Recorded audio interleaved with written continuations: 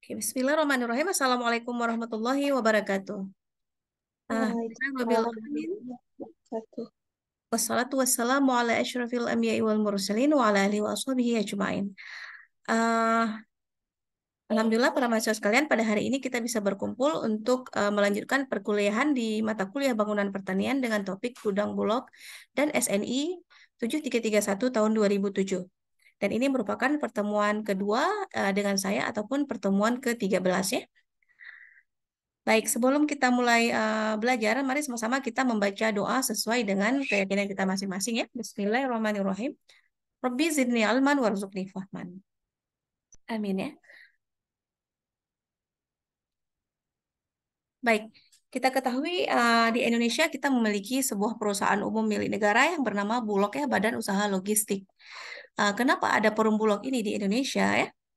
Uh, karena uh, pemerintah ya perlu menjamin stabilitas stok bahan pangan untuk masyarakat ya, sehingga pada tingkat negara kita perlu adanya satu lembaga khusus yang memikirkan ya tentang stok cadangan makanan bagi pada masyarakat.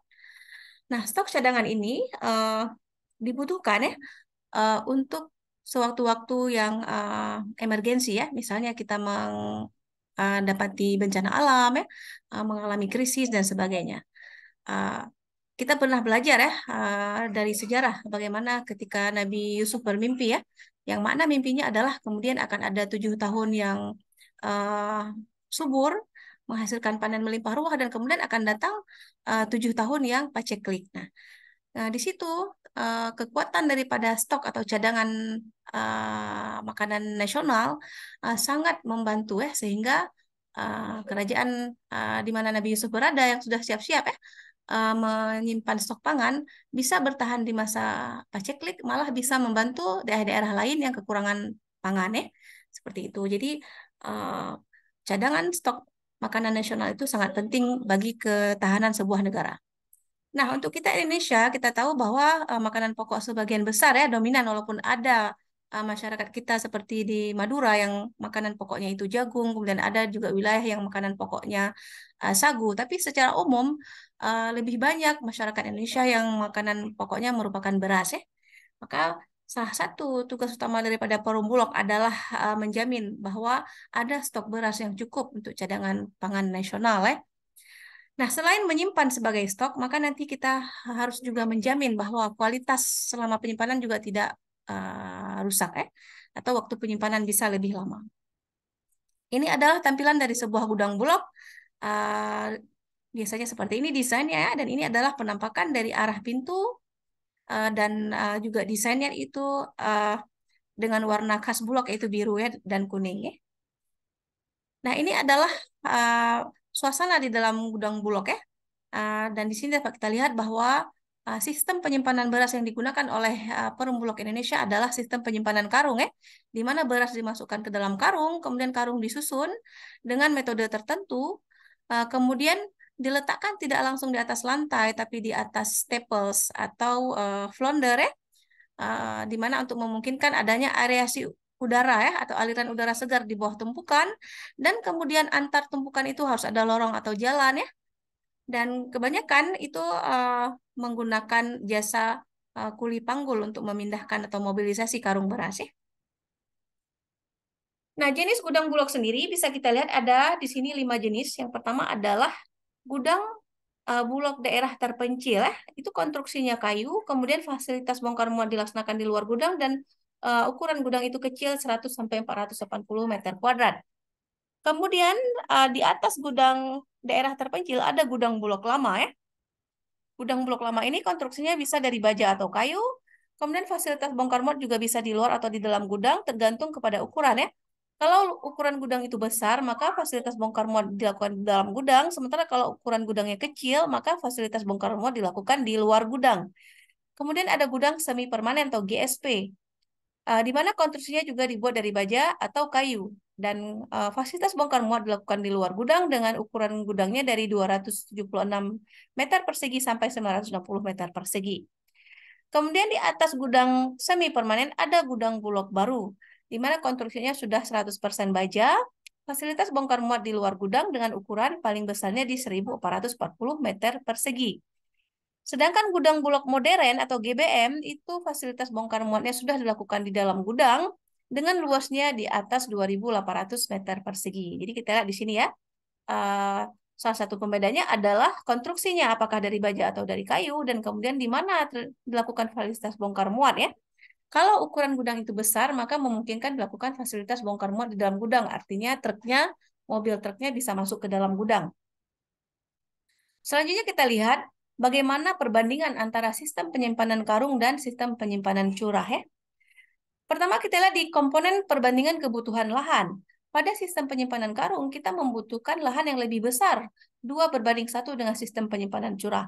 Kenapa? Tadi seperti gambaran yang kita tunjukkan, bahwa pada sistem penyimpanan karung, kita harus menumpuk tumpukan beras dalam karung tadi di atas staples dengan ada batasan, tidak boleh setinggi-tingginya, dan kemudian antar tumpukan juga harus ada lorong.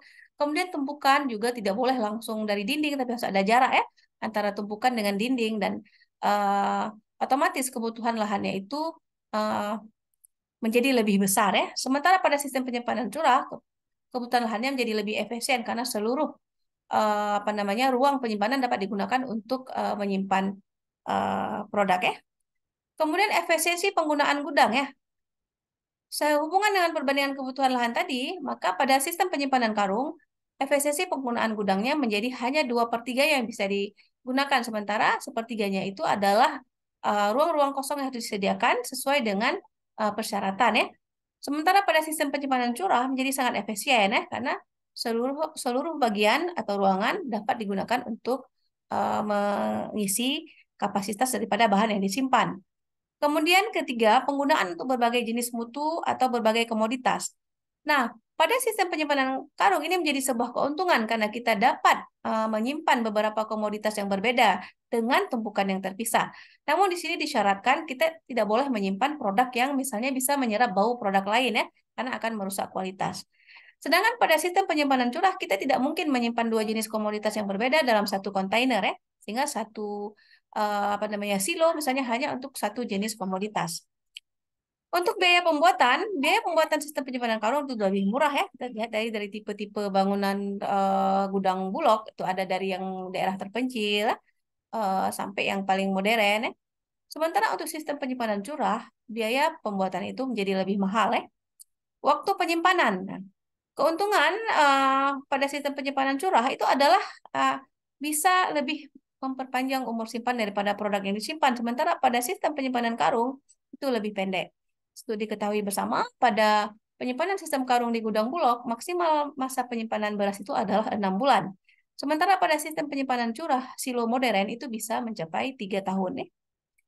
Operasi mekanik sangat sukar diterapkan, makanya tadi kita lihat masih banyak sekali jasa buruh panggul ya pada sistem penyimpanan karung. Sementara pada sistem penyimpanan curah kita sudah bisa menerapkan operasi mekanik, misalnya ada hidrolik dan sebagainya, sehingga bisa mengurangi kebutuhan tenaga kerja.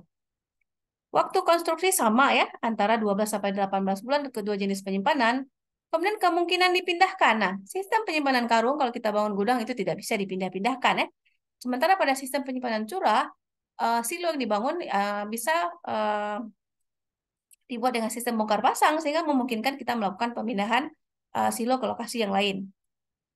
Kemudian penyimpanan pada kadar air tinggi tidak mungkin pada sistem penyimpanan karung karena langsung akan menyebabkan kontaminasi daripada mikroorganisme dan akan mengurangi kualitas daripada produk. Sementara pada sistem penyimpanan curah kita boleh masih menyimpan produk dengan kadar air yang di atas 16% karena selama proses penyimpanan kita bisa memanipulasi aliran udara sehingga kita bisa menurunkan kadar air daripada produk sampai kepada kadar air yang aman untuk penyimpanan. Kemudian untuk komponen biaya ya, biaya penanganan untuk biaya pemasukan dan pengelolaan produk pada sistem penyimpanan karung itu lebih murah ya dibanding dengan sistem penyimpanan curah. Kenapa lebih murah pada sistem penyimpanan karung? Karena tadi modelnya itu masih menggunakan jasa kuli panggul. Sementara pada sistem penyimpanan curah kita sudah menerapkan operasi mekanik dan tentu membutuhkan semua biaya elektrifikasi dan sebagainya. Kemudian fumigasi ya, fumigasi pada sistem penyimpanan karung itu lebih mahal. di mana dengan perbandingan 4:1 dengan sistem penyimpanan curah. Artinya pada model penyimpanan karung, maka proses fumigasi harus dilaksanakan secara reguler untuk menjamin tidak adanya investasi serangga hama gudang ya. Sementara pada sistem penyimpanan curah itu relatif aman terhadap serangan hama sehingga biaya untuk fumigasi bisa ditekan. Biaya untuk karung sangat besar ya untuk sistem penyimpanan karung dan bisa tidak ada pada sistem penyimpanan curah.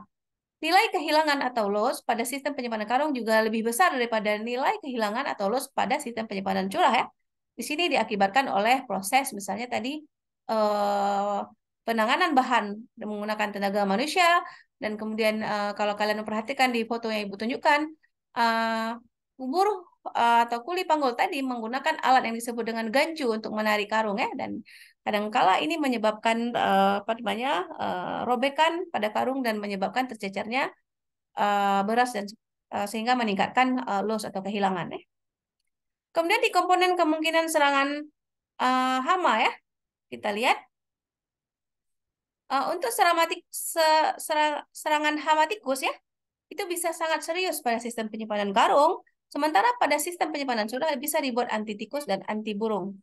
Sementara pada sistem penyimpanan karung, untuk hama burung juga sukar dikontrol, dan ini bisa dikontrol misalnya dengan ventilasi yang baik ya. Kemudian juga dengan apa namanya buka pintu pada saat-saat yang tepat, dan kemudian untuk serangga ya, hama serangga juga sangat sukar dikontrol pada sistem penyimpanan karung. Hal inilah yang menyebabkan kita perlu meningkatkan frekuensi fumigasi ya untuk menjamin tidak adanya investasi serangga hama gudang. Sementara pada sistem penyimpanan curah semuanya untuk penanganan serangan hama itu menjadi lebih bagus ya, lebih baik. Untuk komponen biaya pengendalian hama, kita ketahui hama tikus sangat sukar dan bisa mahal sekali biaya penanganannya pada sistem penyimpanan karung. Untuk burung relatif lebih mudah ya dan lebih murah.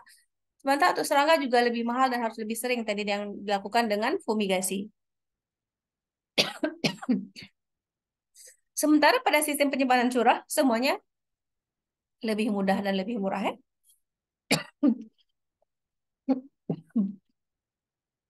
Oke, kita lanjutkan untuk komponen tingkat kehilangan ya, karena tercecer atau karung bocor. Itu sangat tinggi pada sistem penyimpanan karung, apalagi kalau ada serangan tikus ya, sebagai hewan pengerat yang memang merusak karung. Dan kehilangan ini sangat rendah atau dapat dikelola dengan baik pada sistem penyimpanan curah. Kontrol RH ya, sangat sukar dikontrol pada sistem penyimpanan karung dan dapat dikontrol pada sistem penyimpanan curah. Kemudian migrasi air ya, dapat terjadi pada sistem penyimpanan karung. Oleh karena itu, kita harus berhati-hati sekali pada sistem penyimpanan karung supaya tidak terjadi penyerapan air atau peningkatan kadar air dari produk yang disimpan ya. Sementara pada sistem penyimpanan curah kita bisa jamin bahwa kadar air daripada bahan yang disimpan berada pada uh, kondisi yang konstan. Penerapan ruang kontrol juga sangat sukar pada sistem penyimpanan karung dan sangat mudah pada sistem penyimpanan curah. Nah, terkait dengan gudang penyimpanan, Indonesia menerapkan SNI gudang dengan kode 7331 tahun 2007 dengan judul Ketentuan Gudang untuk Komoditas Pertanian yang digunakan untuk penyimpanan produk pangan yang belum diolah ya. Jadi bahan baku ya seperti beras, misalnya kacang-kacangan ya. Kita lihat bagian-bagian gudang yang penting ya. Yang pertama adalah kanopi. Kanopi itu adalah tadi bagian atap yang berada di atas pintu ya. Di mana bagian ini menjadi pelindung pada proses bongkar muat ya. Jadi ketika truknya mundur untuk bongkar muat, ada kanopi pelindung. Nah, kanopi ini juga berfungsi untuk melindungi pintu ya, karena pintu kan sering dibuka. Nah, ketika kondisi pintu dibuka, kemudian terjadi misalnya hujan, itu pun menjadi aman bagi gudang ya. Jadi fungsi kanopi sangat penting dan harus dipastikan bahwa semua pintu gudang mempunyai kanopi. Kemudian harus ada teritis ya.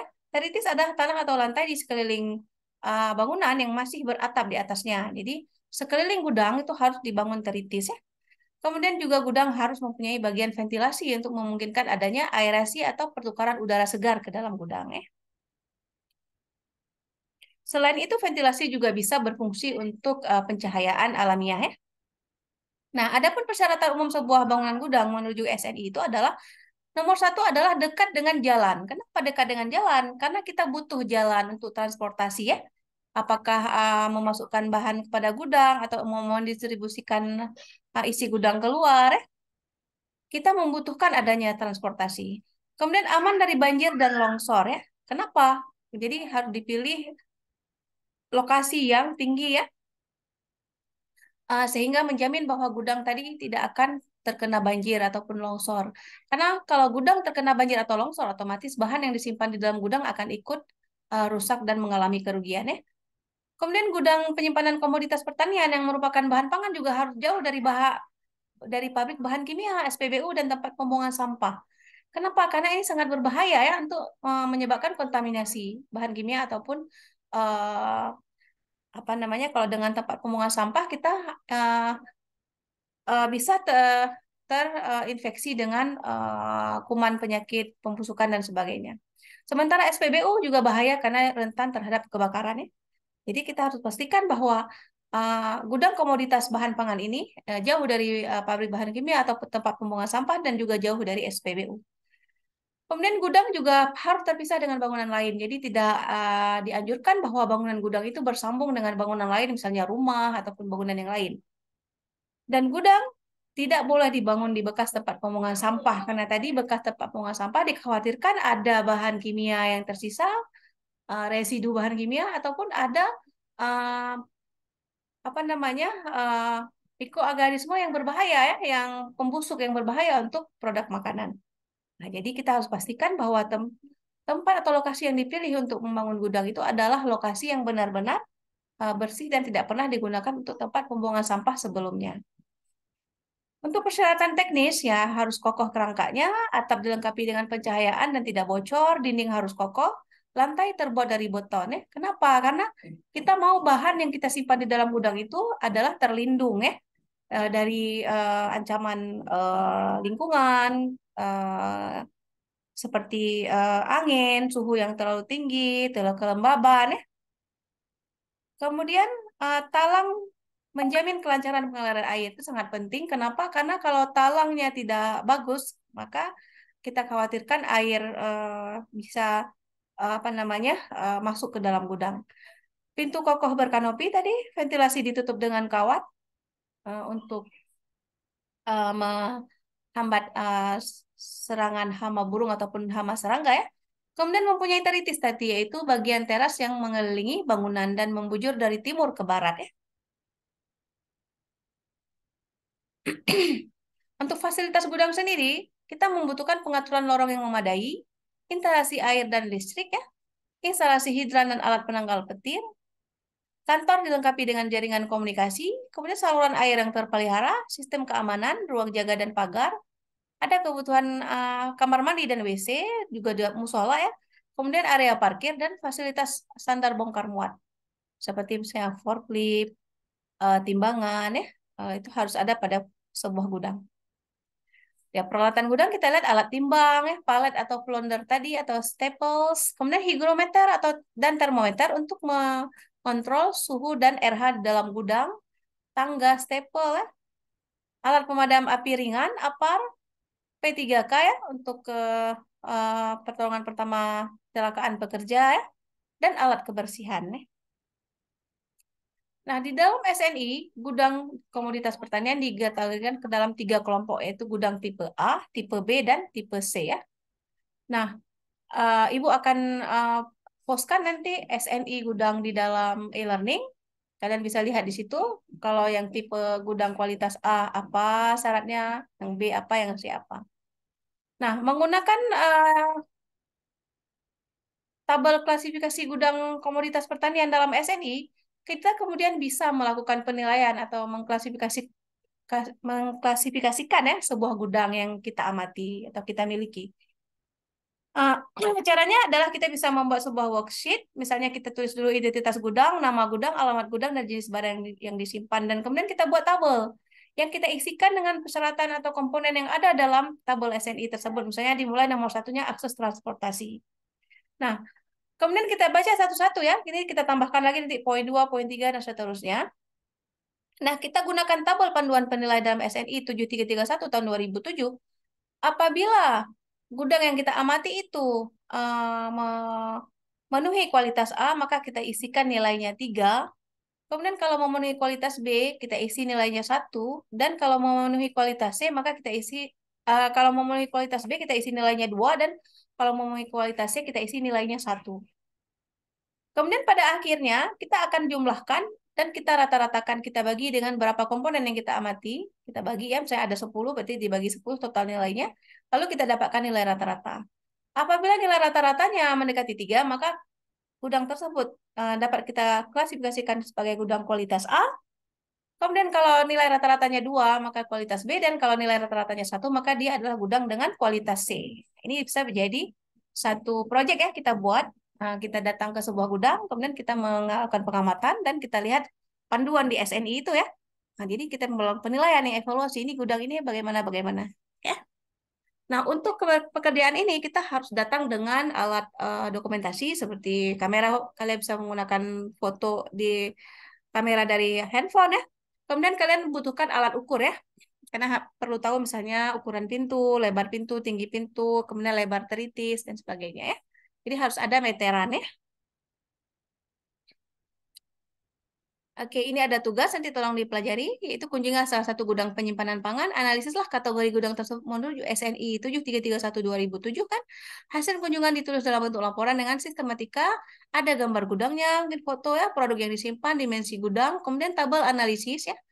Dibahas mengenai kondisi gudang sesuai tidak dengan SNI dan tanggapan atau saran Anda untuk gudang tersebut. Misalnya kira-kira gudang itu kurangnya ini, dan kalian kira-kira memikirkan gudang ini perlu menambah ini untuk meningkatkan kualitas ya. Sekian materi dari Ibu hari ini. Mudah-mudahan bisa dipahami ya. Dan apabila ada pertanyaan, dipersilahkan ya. Untuk ini kita stop dulu recordingnya ya. Terima kasih atas perhatiannya. Assalamualaikum warahmatullahi wabarakatuh.